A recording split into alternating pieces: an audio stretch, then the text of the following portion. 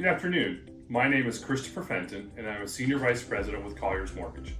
On behalf of my colleagues here at Colliers, I'd like to welcome you to today's NIC webinar, Leading Through Change. It's no secret that our industry has faced some serious headwinds these last few years, and today's webinar is going to focus on two dynamic leaders who have helped their respective organizations overcome these challenges and excel during these trying times. At Colliers Mortgage, we understand those challenges, and through our construction, bridge, term, and agency financing options, we can help your organization excel today and into the future. Thank you for tuning in and enjoy today's webinar. Good afternoon. My name is Chris Taylor. I'm Managing Director, part of Capital One Healthcare Real Estate Group. I'm very pleased and honored to have the opportunity to speak this afternoon with Cindy Baier, the President and CEO of Brookdale Senior Living, and Kimberly Lody, the President and CEO of Sonida Senior Living. So thank you all for joining us. And again, thank you for your time. I appreciate Nick's putting this conversation together. This was actually an offshoot of a conversation that I had over the NIC conference earlier this year in Dallas, where I had the opportunity to speak with both Cindy and Kim. I had reached out to Brian and the team at NIC, suggesting that they try and put together a format to speak to these two ladies who I think are just exemplary of the kind of leaders that we have in senior housing, to see if there was an opportunity to talk to them about some of their experiences, some of their ideas and suggestions for other leaders. And it's evolved into this conversation. So again, thank you guys for your time. I know putting schedules together was very difficult. So I'm going to ask both of you, if you would. I know most people on the call here will know you and know who you are, but I'd ask you both to give us a little bit of a background kind of on what you've done prior to your current position. And Kim, if you don't mind going first, I'll ask you to do that. Sure, happy to. And Chris, thank you for inviting me to participate in this today. Hi, everyone. I'm Kim Lody, as Chris said.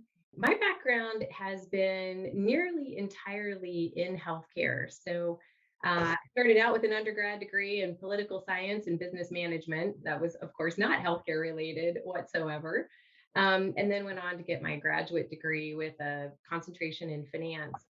And then from there, I became a financial planner in a health insurance plan.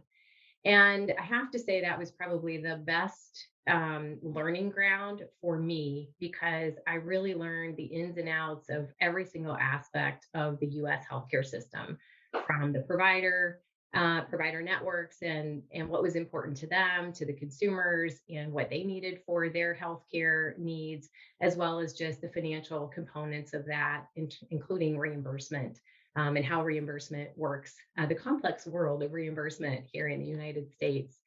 So then from there, I decided that I wanted to be on the provider side of things. And I felt like healthcare would continue to move outside of the hospital world.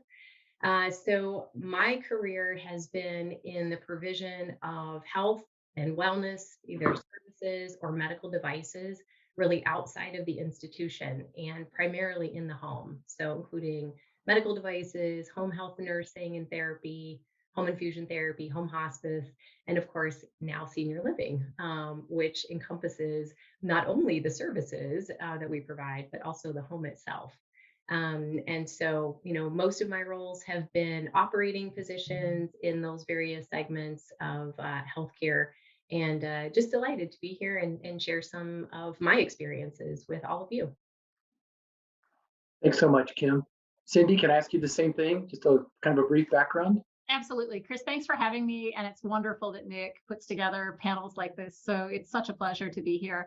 I'm Cindy Baier. I am the President and CEO of Brookdale Senior Living. And my background is quite a bit different than Kim's. I started my life on a farm. And then after that, went to Illinois State University, where I got both a bachelor's and master's degree in accounting. I went to an accounting firm to work, and that gave me the opportunity to work across industries. And after I left public accounting, I spent my time in several different industries, including defense, retail, manufacturing, services, real estate, a host of industries. But when I got the call to come to Brookdale as the CFO, I knew that I found home. And the reason that it was so important to me to come to this industry is because I've been a caregiver since I was in middle school. And this really is more than a business, it's personal. And so senior living gives me the opportunity to combine my finance and operational experience from many different industries with something that is deeply personal to me, and that's taking care of people. So Cindy, I have to ask you, you said you started your career, or early in your career, you were a caregiver. Can you tell me more about that?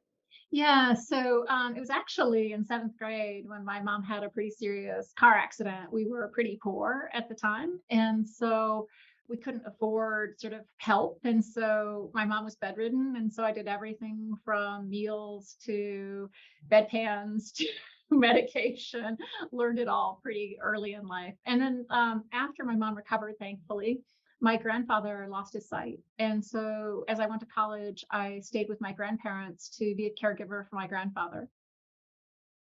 Wow, that's amazing.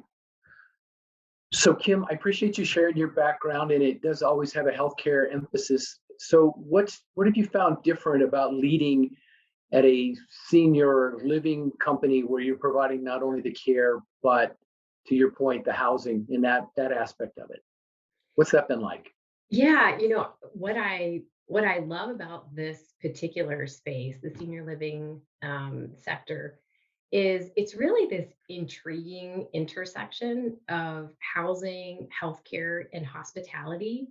And it's that intersection and overlap of those areas that I find, create the greatest opportunities for the development of what I would call high value programming and services for these residents. I've been in healthcare a long time, and usually providers are providing some component of the healthcare, but not really necessarily the full spectrum, or they don't necessarily see the person's environment that they're living in or have an opportunity to really impact that through either provision of services, that are more healthcare focused, or maybe it's wellness focused or whatnot.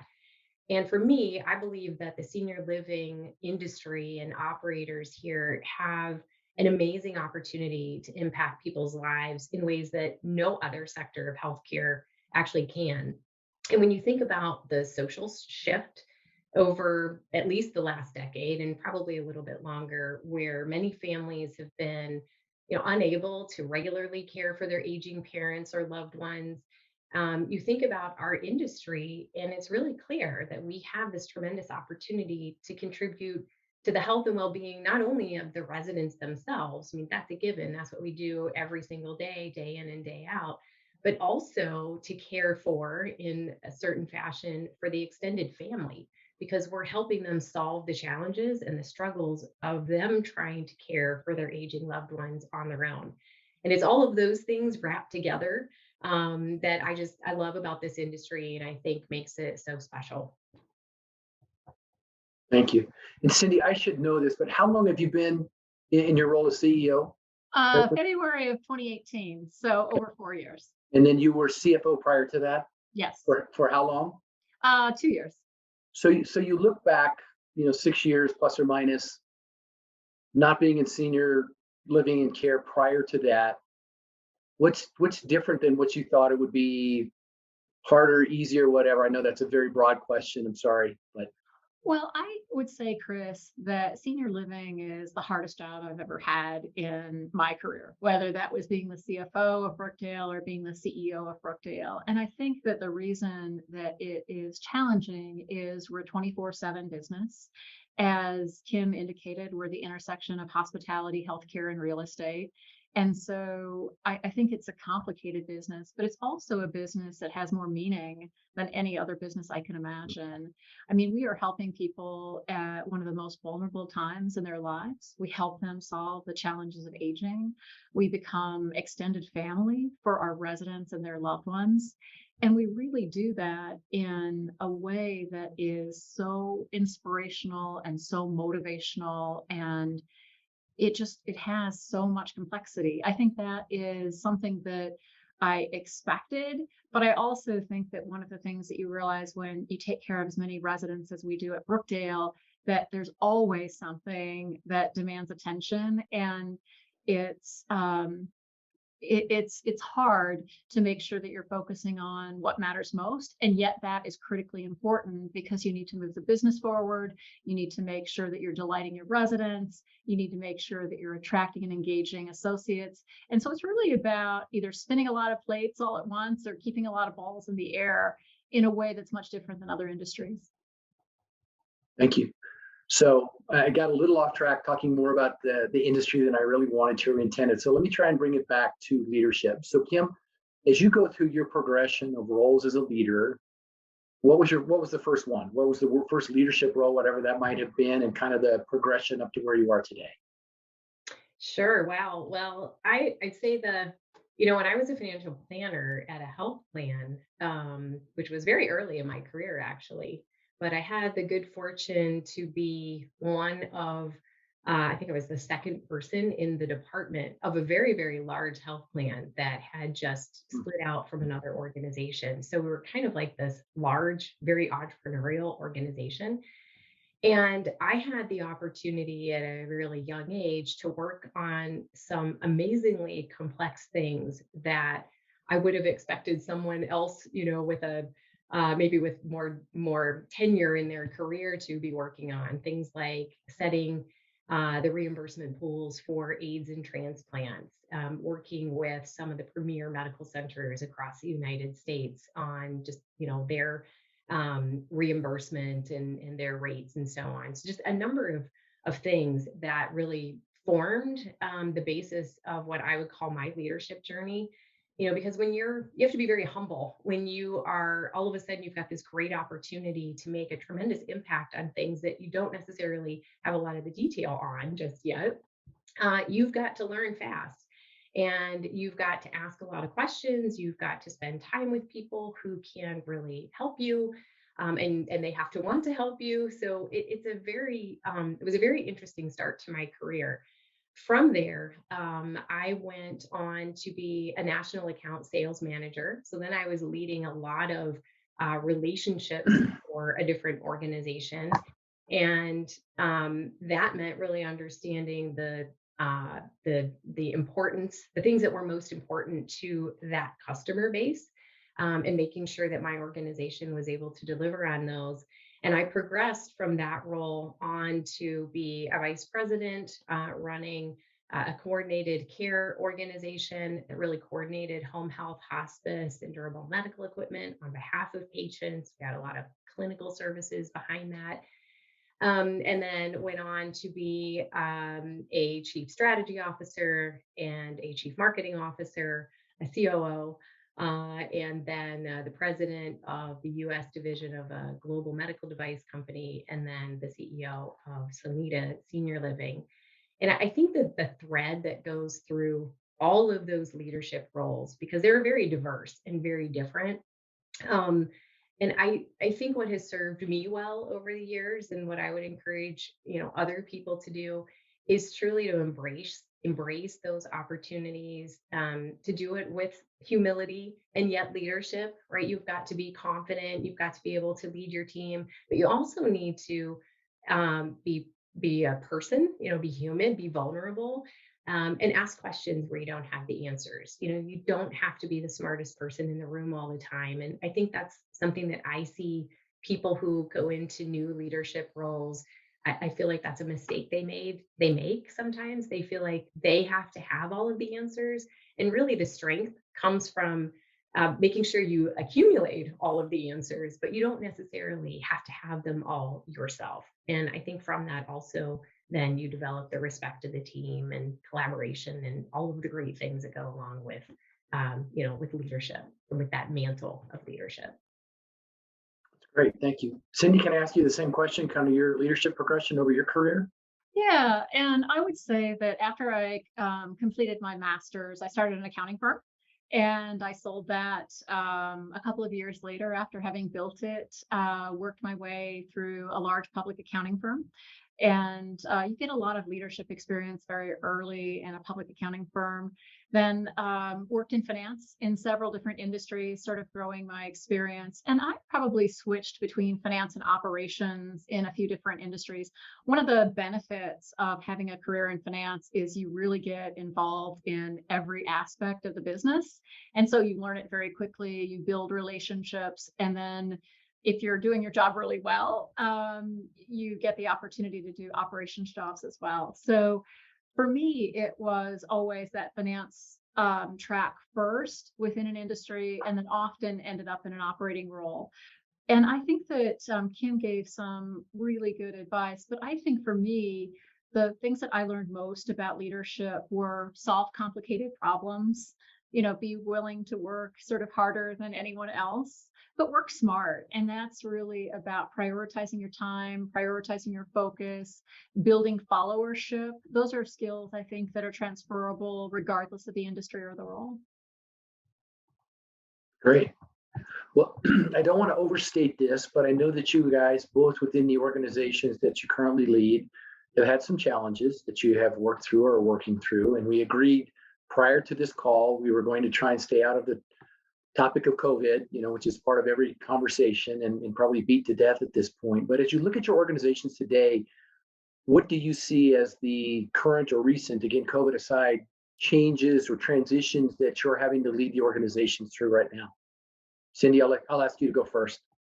I think the things that we're really leading through right now is a very challenging labor market. And one of our top priorities is to attract, engage, develop, and retain the best workforce. And if you think about senior living and you think about what's happening in the labor markets, there's been a lot of disruption. And so attracting and engaging people is one of the things that is critically important. I think the second thing that we're really focused on is rebuilding census and growing revenue. So if you think about where the industry is this year compared to where it was going into the pandemic, we have a high fixed cost base, but we don't have the occupancy that we had pre-pandemic. So really growing the business back.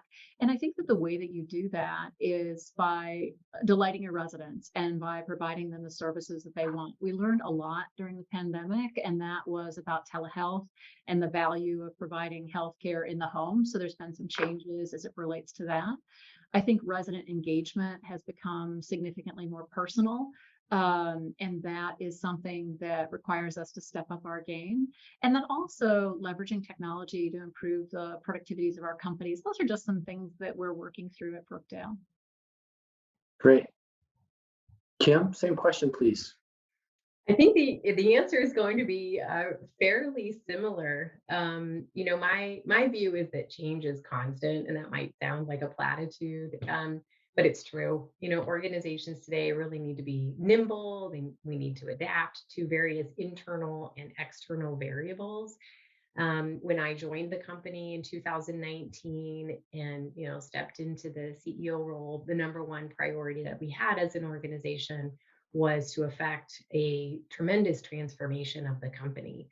And that was no small feat. We really spent quite a bit of time on the fundamentals during 2019. And I mean, really at the most fundamental level of the organization, just making sure we had good process in place, we had the right people in the right roles, that we had a strategic plan that could be easily articulated and understood by everyone in the organization. And I mean everyone. And then, as Cindy said, in 2020 and 2021, of course, it was navigating through the changing environment caused by the pandemic. And I would say that environment changed significantly during those 2 years. There was always a new challenge that you were presented with and you needed to tackle and manage and lead your organization through. And now that we're, I'd say, on the other side of the pandemic, for the most part, it is about rebuilding back census, about building back revenue. It is certainly leading through the current inflationary pressures that are impacting everyone. And part of that is with respect to staffing. Cindy mentioned just making sure that we are able to attract and retain really good talent in the industry. And also understanding their own pressures that people are faced with every single day, and including the inflationary environment that we're in right now, both as businesses, but even more importantly as consumers. So that's a very, very high priority for us. And next year there will be a different set of circumstances. And I think Cindy said it well, that good leaders really have a toolbox of skills that are transferable from one situation to another, because I'm certain what we're working through today and what we're focused on today probably will look very different tomorrow, and into next year. One of the things I also want to say is I think this industry is one of the most collaborative that I've ever been involved in. And the willingness of operators to reach out to one another and help one another through all of this change and all of the dynamics that we're all facing is, I've never seen anything like it in any other industry. And we should all feel really good about that, because it makes this entire industry much stronger when you've got leaders across organizations that you can reach out to and collaborate with, and also understand the pressures they're facing and know that they're very similar. I could give exactly the same list, that Cindy just went through, because we're all really focused on the same things. That's great. Thank you. That's a great point. So I apologize. I'm going to ask this question a little bit differently than we had outlined it in our pre-call discussions, because I know you both to be very, very humble people. And so asking you your greatest skill, you're going to give me, you're going to blow it off.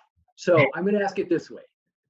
How would your closest associates, what would they describe as your greatest skill as a leader in your organization today? Kim, I'm going to let you go first. Okay. Cindy's pondering, I can see. So. Yeah. Great. I would say fortitude.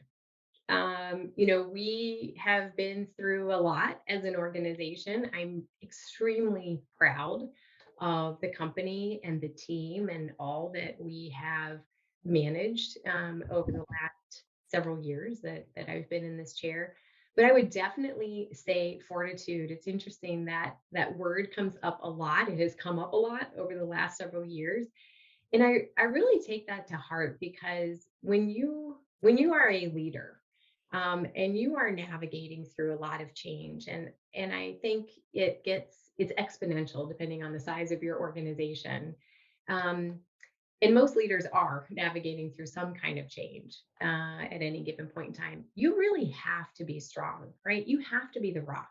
You have to show conviction for your plan, and you have to be there for people to help them understand the plan and to help them through. So I think the requirement for what I would say my job here over the last several years, it's been a requirement to have that fortitude. And it's something that I really embrace. Like, I love a new challenge. I love to think about what's next and how to tackle it. I love bringing the team together and helping them see where we're going and why we need to do that and why it's a priority, and watch them grow and blossom and achieve the success that we put out there as the target for the plan. And I say it takes a lot to rattle me or to take me off course. But I would also say, along with fortitude, that doesn't mean that I'm rigid. I think the team would also say I am flexible, because you have to be when you're dealing with a lot of change. You've got to constantly be taking in new sets of information and making judgment calls. And it just kind of supports the overall focus on the plan and what you're working towards. Great. Thank you so much. Cindy? I think people would say that my strongest strength is probably a relentless pursuit of what is possible. And they might say that I'm often unrealistic about what's possible.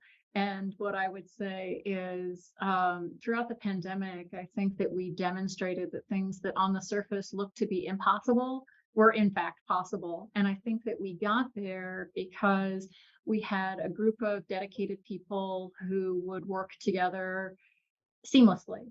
And if we found a roadblock, we would constantly pivot and look for a way to solve the problem. And I think that that is really important, because you have to believe that you can overcome virtually any challenge. And you have to have the work ethic and the passion for the mission to overcome the barriers that may be in your way. So that's how I think I would have, I think that's what people would say. Hey, thank you. So I'm going to make an assumption here, and if you guys disagree, please speak up, but I'm going to make an assumption that organizations are reflective of the caliber of leadership and a reflection of the leader themselves. Again, you can, if you have a different perspective, let me know, but assuming that's true, and this is not specific to senior housing, but how would you look at organizations? How would you see them as reflecting good leadership? I'll start if you want. Yeah, whoever. Sorry. I really think you see that in the culture of the organization, and you can describe it, but usually describing that is insufficient. It really comes through in everything that everyone in the organization does. And I mean the whole way through the organization, and that it just becomes part of the DNA. It's not necessarily something they feel like they have to do or a certain action that they feel like they have to take. It's driven from within. It's, hey, this is how we operate as an organization.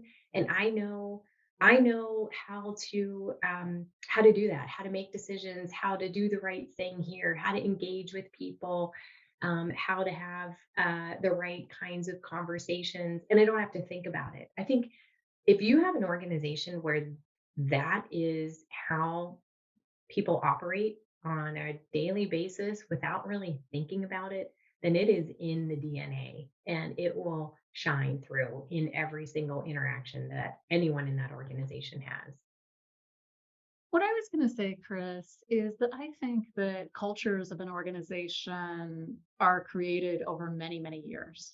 And so every leader has the ability to move the culture in some ways, but it's not as though the day that you become the CEO that the culture of the organization changes immediately. I think it is a dynamic, vibrant part of a business.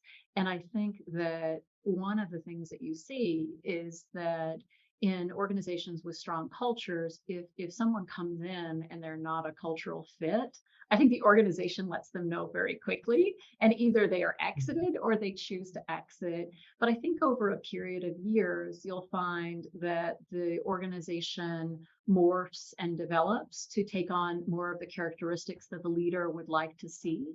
But I do think that, like I will say, Brookdale's culture goes back to well before I became the CEO and back to our founders. And so a lot of the values that we have as an organization are built in the bedrock that is more than 40 years old. That's great. So I apologize. I'm going to go off script here a little bit. But so as you look at bringing on members of your kind of inner circle or senior leadership team, et cetera, I guess two questions. Number one, how much of that interview process or conversation, how much of that is about culture? And do you guys have some kind of written format of, outlining the culture or mission or anything like that is something you share not only with your closest associates, but within the broader organization? We do behavioral interviews, and I will say that culture is a very big part of it. If you think about why new hires may fail, 50% of the time they fail, it's because they're not a very good cultural fit. And so I think it's important to have broad interview panels where everyone is looking not only for the technical aspects of the job that they need to look at, but also for the cultural fit. We are very strong about what the cornerstones are at Brookdale, what forms our culture, and that's definitely a part of an interview process. We not only have them in writing, one of the things that I've done is I've created little coins so that we've got the mission and vision of the company on one side, and on the other side are our cornerstones of passion and courage, partnership and trust. But it's very rare for someone to come in without an understanding of who we are as an organization. I think it's unfair to a person who's being recruited, and it's unfair to the company not to do a realistic job preview that includes exactly who we are as a company and who we are as leaders. Kim, how about Sonida? Yeah, we do the same thing. I would say, the core of an interview is around the technical competencies of the individual. So that's sort of the table stakes. But once that has been established, it's really about the cultural fit, and it's about mutual respect, trust, communication, and accountability. Those are the things that really form our culture. And we ask a lot of interview questions that enable the applicant to provide us with examples where they've used those kinds of behaviors, where they've made those, made decisions that support those kinds of behaviors. And I think Cindy is absolutely right. If by chance, a candidate is hired that isn't the right cultural fit, and I'd say that's very, very rare because we've got such a strong process in place to ensure that there's a good cultural fit. But if it occurs and it becomes very evident, very clearly and quickly that the person isn't a good fit, and usually they see that very quickly as well, which is a good thing. It makes those conversations easier than they might have otherwise been because this isn't a great fit. So we do that. We do it consistently throughout the organization, and not only do we do it on the hire, but we do check-ins. We make sure that those cultural values are upheld within the organization, and we have it posted everywhere. Right. So mission vision of the organization is pretty visible for everyone. Well, and my guess, Kim, is we put our cultural cornerstones as part of our performance reviews. You may do the same. Yes, that's right. Great. Thank you both. So, look, I think we live in a very dynamic world where change is seemingly constant right now. And I think particularly in our industry, how do you as a leader get your management teams and just broader employee base, how do you get them to not only accept, but embrace the reality of change as we deal with it? I think that people are much more willing to embrace change if they're part of the solution, right? If you co-create something, the chance that you're going to push it forward, I think, is a lot higher than if it's dictated from above you. I think that it's important to win both the hearts and minds of the people that you're trying to lead. And so they need to understand sort of why the change is necessary, what the thought process was. I think that in managing change, it is important to recognize that even in the most positive change, there is a loss that occurs, and giving time for people to really understand how the change affects them, to go through the grief process for, whether it's loss of friends or loss of a process that they were comfortable with, or there's always some loss so that they can move forward, to communicate very clearly and very often, and have feedback loops so that you can understand if the change is taking hold, and if not, what adjustments that you need to make as you move the change forward in the organization. Those are just a few things to think about. That's great. Kim? Yeah, I think I would share an example that surprised me, even with how successful it was, and in people really understanding the need for the change, the why, and how it related to their particular role, and also the broader organization. So when I first came to the company, as I mentioned, we were about to undertake a very significant transformation, and that's complex, right? When you're trying to move an entire organization as quickly as possible through significant change. And so to really help people understand what was needed, what needed to be done, and not only that, but again, like I said, the why, and then their particular role in each aspect of the transformation, we developed a framework that everyone could remember and understand. And we called it SING, and it meant stabilize, invest, nurture, and grow. It was basically our 3-year plan. And under each one of those letters, we had the items that we needed to achieve. And then we cascaded that down through every level of the organization. So people really understood, okay, under stabilize, this means we're going to really focus on talent. And my job as the head of housekeeping means XYZ. And if I do these things, then it will all roll up, and we'll have the success with the full strategic plan. I have to say, I was so pleasantly surprised by how that resonated with the team. I knew it would resonate and that it would be, something simple and people could remember that. But I was just truly blown away by it. I had people creating poems and songs, and they would send me photos of how they were bringing Sing to life. They put it on the walls in the communities, sort of behind the scenes for the staff. They talked about it in their staff meetings, and I'd say some of that was planned as part of the cascading of the communications, but a lot of it really wasn't. A lot of it was ad hoc. It allowed people to really embrace the concept and have ownership in it. And it also made it really fun. Change is hard, and especially when you're trying to make a lot of change. And we made it fun. We embraced all those poems and the artwork and the songs and whatever it was.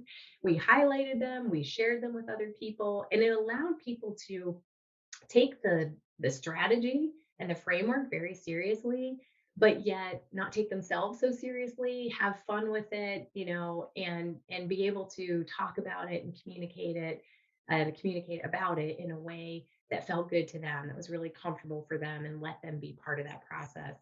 I have to say, I've been involved in a number of those kinds of frameworks and cascading of information through an organization. Was so pleasantly surprised by the uptake on it. And not only just immediately, I mean, it lasted the full 3 years of the plan. People really were behind it and were part of it and were really proud of it. That's great. Thank you both. So Kim, you kind of alluded to this earlier, but I'm going to ask you both, what have you guys found as unique attributes, looking within our industry of leaders within senior housing that are maybe different? You have both worked in other sectors. What do you see as different about leadership within our space and others? I think it really this willingness to help one another. We aren't all competing, but that seems to take sort of a secondary, level, and most of the time, it's hey, can you help with a friend of mine who has a loved one that we can't place? Maybe we're not in the location. Can you help out with that? To how are you handling a certain situation? What kind of protocol are you using for something? And there's really not a moment of hesitation, is what I found, for people to raise their hand and say, happy to share with you what we're doing, and how it's impacted our organization, how it's worked, and maybe how it hasn't. And there's also a lot of examples of that where people say, oh, you know what, I wouldn't do that, or I think about it this way because we tried that and it really wasn't very successful. I think that's very unique to this space. And I think it comes down to the DNA of the leaders in this space and the understanding for the importance of what we do every single day and the impact that it has on people's lives, literally 24/7. Great. Cindy?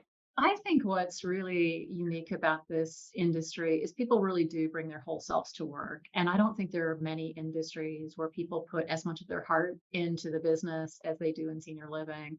And, you think about how much time you spend at work and you think about how close you become to the people at work. But for us, it's about connecting with the residents, connecting with the families, connecting with others who work at the same company. But it's really the heart of the people in this industry that I think is truly unique. And one of the things that I have seen is how much people will sacrifice for the good of others in this industry. I have not seen any other industry where it even holds a candle to this industry.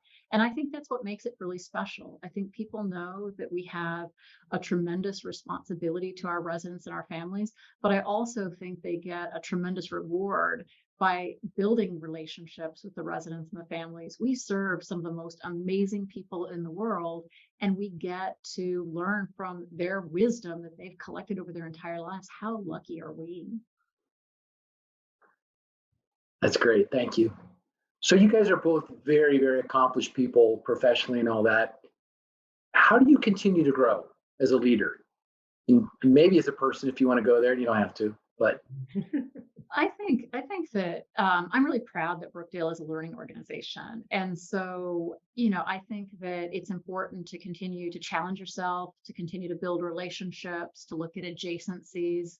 I'm involved in a number of different professional organizations that gives me exposure to ideas that I may not have had on my own.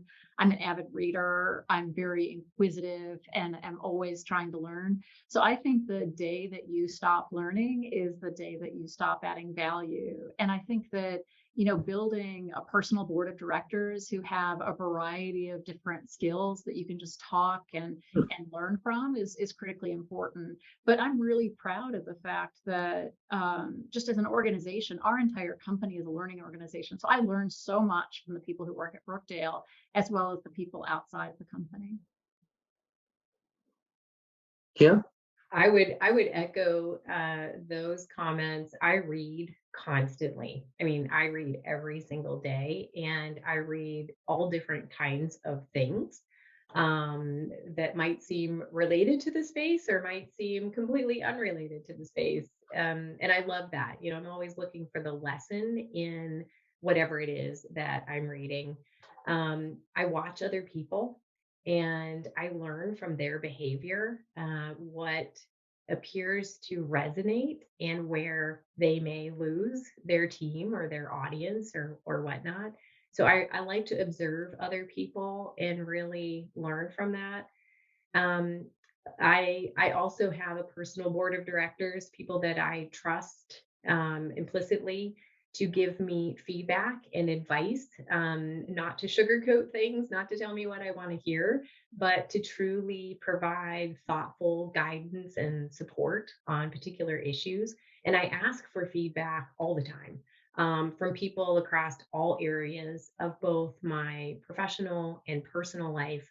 And that may be, it's across all aspects and all levels as well. One of my, again, personal tenets is I think you can learn from everyone. I think everybody has something to contribute to society and sort of to the universe and what we do. And if you just take a moment and you respect that individual and you listen to what they have to say, some may be more eloquent at it than others, of course, but there's usually some really good nuggets in all of that. And so, I'd say probably the biggest thing for me is that personal board of directors and really just asking for feedback that's candid, and then putting that to work and really not just asking for the feedback, but actually doing something with it. That's great. So I'm going to ask you both a question and give you some time to think about this because this is for my own selfishness, but I want you to think about, and you can answer it however you want to, your 3 favorite books, your 3 books you would most highly recommend, or 3 books you're reading now, or some combination. We'll come back at the end so you have some time to think about it. But let me ask you this. Have you had a mentor or mentors in your life that have been particularly influential over your career? And I'll ask you first, Cindy, if I can. Yes, not just one, many. I will say I probably have had 2 or 3 dozen mentors throughout my career. I've been very lucky that people have been willing to invest their time in helping me. And they have ranged from people that I had not met, but reached out to, like Bill Sheriff, to be a mentor when I became the CEO of Brookdale, to people who I met early in my career. So you maybe have to tell everybody who Bill Sheriff is, because maybe not all the people listening remember him. Yeah, Bill Sheriff was the longest serving CEO of Brookdale. He was incredibly successful in our business, and I was very grateful when he agreed to mentor me when I took on the CEO role. Kim, how about you? And I'm sure if there are several, is there anybody that sticks out? And if so, why? Yes, I've had many mentors in my career, and I think there are 2 that really have stuck out to me. One is a gentleman whose name is Jerry Lyden, who I worked with when I was in Southern California, and made the switch from being a financial planner to leading the national accounts team for Apria Healthcare. And, that was a big transition. And he was just such a down to earth, and still is a very down to earth individual. Again, very generous with feedback and support, but also someone that sort of tested you and would kind of push you, beyond maybe what you thought your capabilities were at the moment. So really kind of push you to go out there and try things that maybe I hadn't tried before, and learn from those successes and even some failures in different places. So he was a tremendous mentor to me in terms of really understanding the possibilities, what I could achieve. And then the second person was Ron Malone, who was the CEO of Gentiva Health Services. And again, very practical, down to earth individual that I've had a long relationship with here throughout my career. He's still a good friend and a great mentor. And he is the person I credit for sort of starting my own personal set of leadership principles. He's the person that said to me during one of our discussions, Kim, you need to find out the truth for yourself on a complex problem that I was, listening to others around me and their perspectives, but hadn't really dug in, and kind of gone down those couple of levels to really understand, the supporting information, for lack of a better term. And he was the person that said to me, you got to find out the truth for yourself. And that has stayed with me my entire career. Whenever I have a decision to make or I'm considering something, I usually ask myself, did I find out the truth for myself? Do I have everything I need in order to make this decision or, take this particular action? Something so simple has a really profound impact on your life when you take it to heart. Those are great. Thank you. Do either or both of you, do you currently act as a mentor for anybody either within your organizations or outside? I know your time is very valuable, but do either of you do that? Yes, several. Yeah. Several. Okay.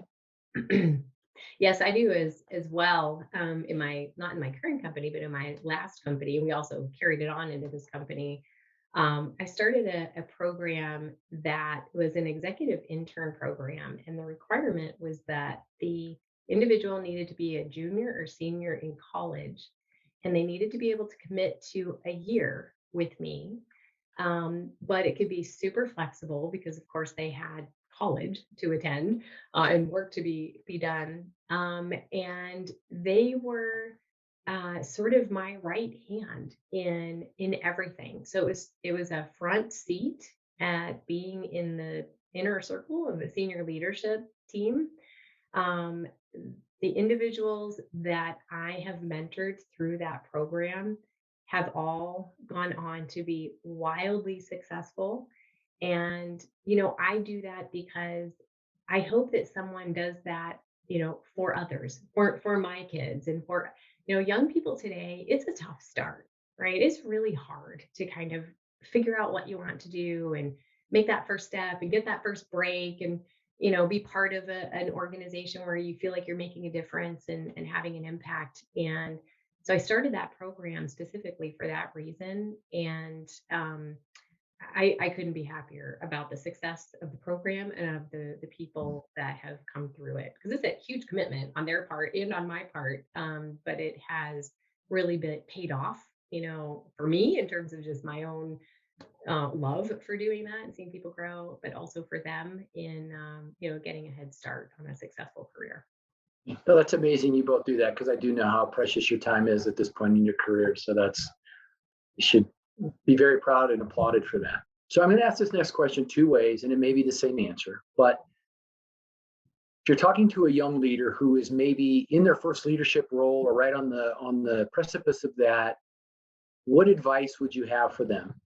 Looking back now with the different steps that you've taken and what you've achieved at this point in your career. Cindy? Work really hard, but work smart. Solve difficult problems, help others, be kind. Be kind, is that what you said? I'm sorry. Kind. Okay. Kim? Yes, I would say aim high, challenge yourself, set specific goals, and don't settle.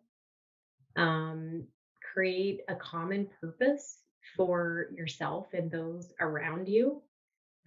Set the bar high, challenge yourself and others, relentlessly pursue improvement, but not necessarily perfection. It's okay to act without having perfect information or the perfect situation, but do all the fundamentals and basics so that you have confidence, in what you're going. And then lastly, I'd say never compromise your ethics or your integrity ever. So a little more of a personal spin, if you'll indulge me, giving the same advice to a 25, 27-year-old Cindy and 25, 27-year-old Kim, looking back, what would you tell them? Anything different, or is it the same thing? I think it's the same thing. And I do think Kim's integrity point, that's a given for me. But I think it's the same list. Okay. Yeah, I would agree with that. So personal characteristics or traits of good leaders that you've seen, are there one or two or a handful of personal characteristics that you see that are consistent across the board from quality leaders that you've observed? I think they meet people where they are, and I think they're inspiring. They're great at building teams to solve complicated problems. Yeah, I would just add to that trust. People who are good leaders have the ability to not only be inspirational, but to do that and build trust. And the way that you build trust is by not only asking for accountability, but demonstrating accountability, and walking the talk, so to speak. So just I would add to what Cindy said and say just that whole trust component is so critical to any type of leadership position. People must trust you and have confidence. Do you guys think leadership is harder, easier, unchanged in the current world that we live in with things like social media and technology and all that? Does that make it harder, easier? Both. Um, I think what's harder is I think the expectations of leaders today are much broader than they were historically, not only to lead your company, but also there's an expectation on many issues, social issues, to get involved that I don't think was there historically. But I also think it's easier in some ways because we have so many more ways to connect with people and to build a relationship with people who aren't just right next to you. If you think about social media, if you think about videos, if you think about all of the different communication tools we have, people in an organization like Brookdale, we have over 30,000 associates. And I'm often surprised when I walk into a community and people feel like they know me and I haven't met them before. So I think that's easier because they have a relationship with me, even though I don't get to see them every day. Yeah.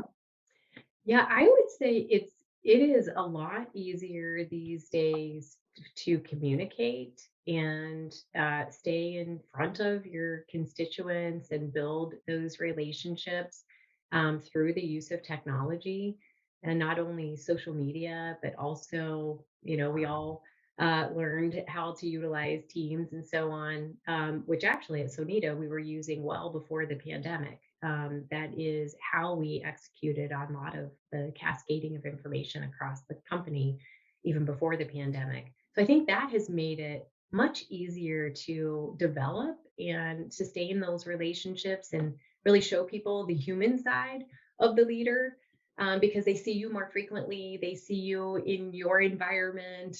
It's not all formal and planned and produced and so on. It's much more. It can be much more casual.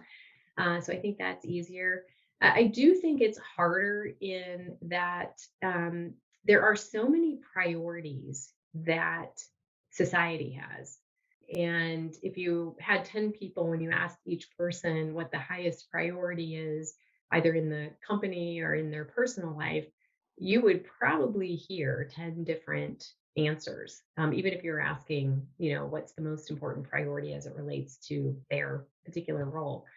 And I think understanding those, having empathy, and being able to respond to the number of priorities that come our way, that are both internal to our organization, but also just come through the environment, like Cindy said, through some of the broader social elements, can make it difficult to keep people focused and to, keep the eye on the highest priorities and the things that are going to have the greatest impact.